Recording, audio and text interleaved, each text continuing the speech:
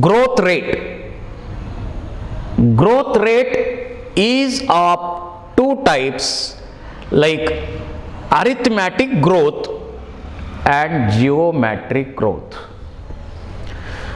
Arithmetic growth मध्ये number कसा वाढतोय बघा, एकाचे 2 होणार, दोनाचे 4 होणार, 4 नंतर 6, 8, 10, 12 याप्रमाणे स्लो रेटनं जर ग्रोथ होत असेल तर एका कॉन्स्टंट स्पीडनं ग्रोथ होत असेल तर ती झाली अरिथमॅटिक. याचं एक्झाम्पल घेऊ आपण. रूट सेल्स मध्ये होणारी ग्रोथ. इथं एक सेल आहे, समजा एक सेल आहे, या सेल मध्ये मायटोसिस होणार आणि 2 सेल बनणार.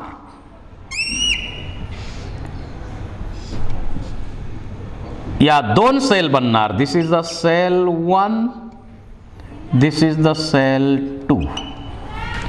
आता 2 सेल बनल्यानंतर या 2 पैकी एक सेल जी आहे it undergo maturation. It undergo maturation and only one cell undergo division.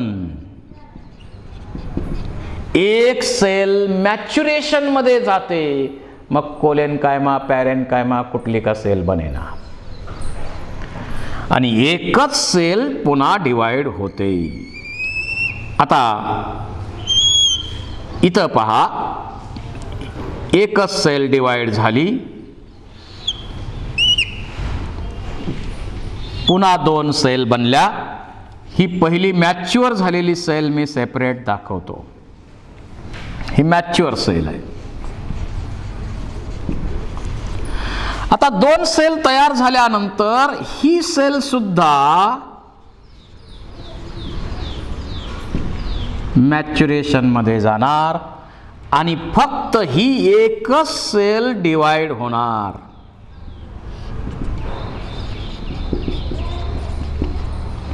It only undergo mitosis.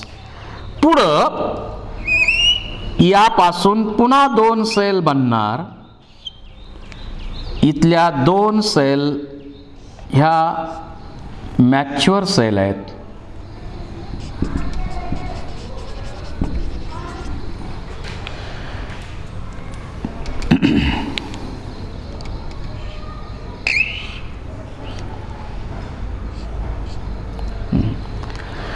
पुन्हा तीच प्रोसेस होणार आहे. ही सेल सुद्धा undergo maturation and only 1 cell divide आणि याच्यापासून पुन्हा 2 सेल बनणार.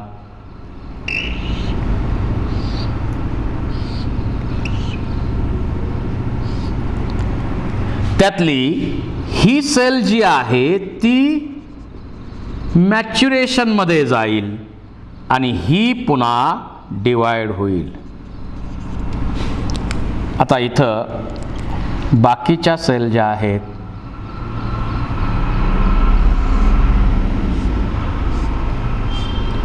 ह्या मॅच्युअर सेल आहेत. म्हणजे प्रत्येक डिव्हिजन मध्ये एकच सेल डिवाइड होते, बाकी एक मॅच्युरेशन मध्ये जाते, एक मॅच्युरेशन मध्ये जाते, एक मॅच्युरेशन मध्ये जाते,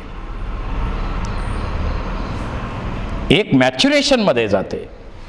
आणि मग याचा जर ग्राफ आपण प्लॉट केला,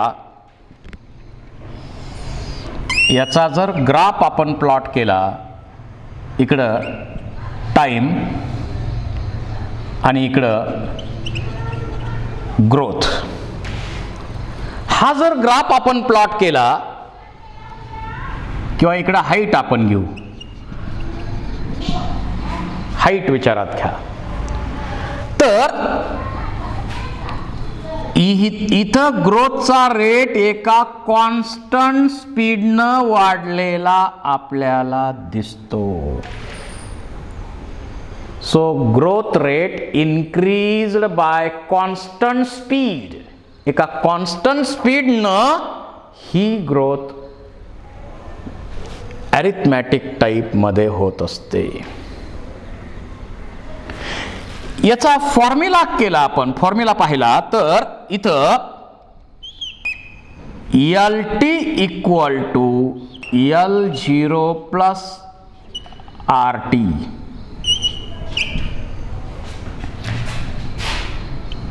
LT म्हणजे काय? LT म्हणजे length at time t.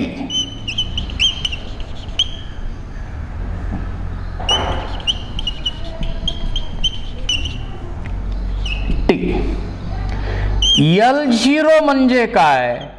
Initial length.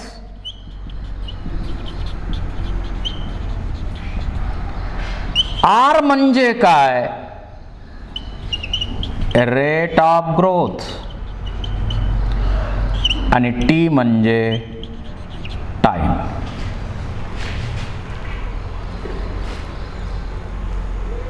अशा प्रकारे आपण अरिथमॅटिक ग्रोथ जी आहे ती कॅल्क्युलेट करतो. त्यानंतर पाहूया जिओमॅट्रिक ग्रोथ. हाय स्पीडनं होणारी ग्रोथ आहे. म्हणजे इथं एक सेल असेल तर 1 पासून 2 होणार, 2 पासून 4 होणार, 4 पासून 8 होणार, 16, 32, 64, 128, 256 अँड सो ऑन. या पद्धतीनं जी होणारी ग्रोथ आहे त्या ग्रोथला आपण म्हणतो जिओमॅट्रिक ग्रोथ. म्हणजे इथं एक सेल आहे, समजा बॅक्टेरियल सेल आहे.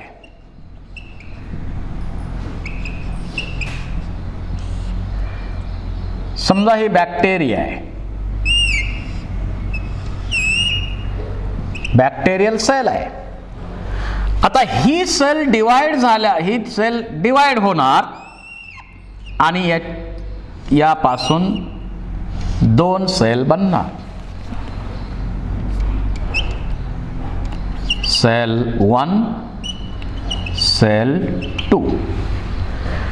दोन्ही सेल फंक्शनल आहेत. इथं मॅच्युरेशन होणार नाही आहे तसं.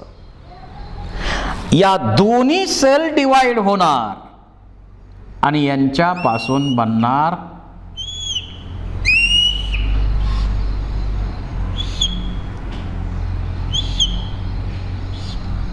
One, 2, 3, 4 cells. या 4ही सेल पुन्हा डिवाइड होणार.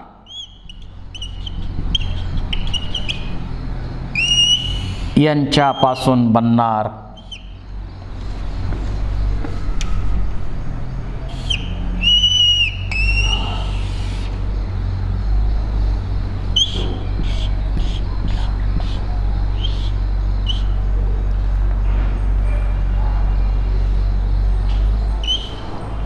8 सेल्स बनणार. इथं 8 सेल्स बनणार, त्याच्यापासून 16 सेल्स बनणार, त्याच्यापासून अशा प्रकारे 16 सेल्स बनतील.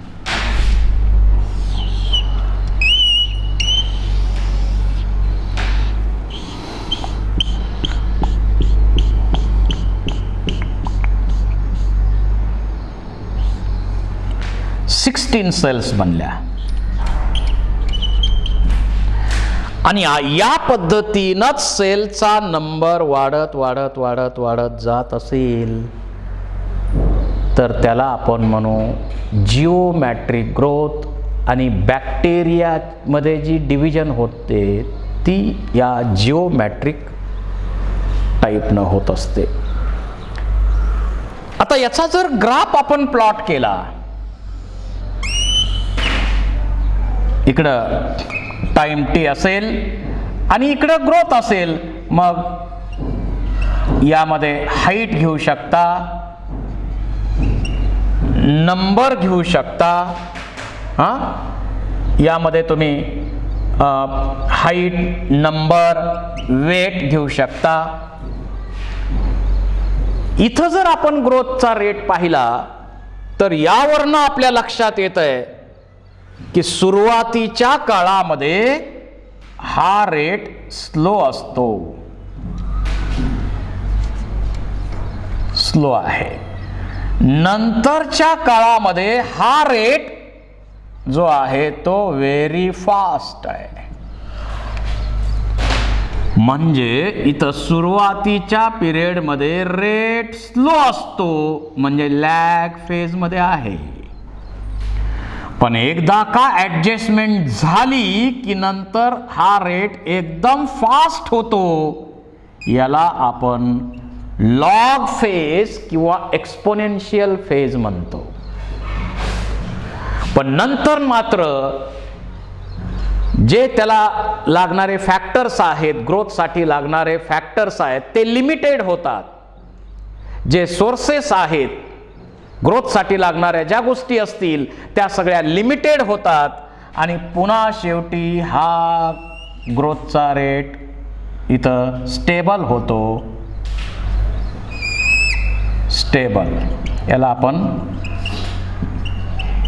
स्टेशनरी, याला आपण म्हणूया यस शेप्ड कर्व. हा लिनियर असेल आणि हा यस शेप्ड कर्व मिळाला आपल्याला, कारण याचंच एक्झाम्पल आपल्याला ह्युमन पॉप्युलेशनचं घेता येईल. अगदी अर्ली फेजला म्हटलं तर पॉप्युलेशन अतिशय स्लो रेटनं वाढत होतं. पण आत्ताचा विषय केला तर population increases very fast. That is called as population explosion. विशेषतः आपल्या देशाचा विचार करा. परंतु हे पॉप्युलेशन असं वाढत चाललंय. आज या अर्थ वरती 700 कोटी लोक आहेत. 700 ते 800 कोटी लोक आहेत. त्यात तर आपणच म्हणतोय की आपणच 130-35 कोटी आहोत. मग असंच वाढत जाणार आहे, वाढत जाणार आहे, वाढत जाणार आहे. म्हणजे आपण आता एक्सपोनेन्शियल फेज मध्ये आहोत. पण असंच वाढत राहिलं तर या अर्थची काहीतरी कॅपॅसिटी आहे ना, कॅरिंग कॅपॅसिटी आहे, तोपर्यंत वाढ होऊ शकेल. परंतु नॅचरल रिसोर्सेस नंतर लिमिटेड होतील आणि हा रेट कॉन्स्टंट होईल. त्याला आपण स्टेशनरी फेज म्हणतो. याचा फॉर्म्युला आपल्याला हे करता येईल. W1 equal to W0 plus ERT. W1 plus ERT. आता W1 काय आहे? W1 काय आहे?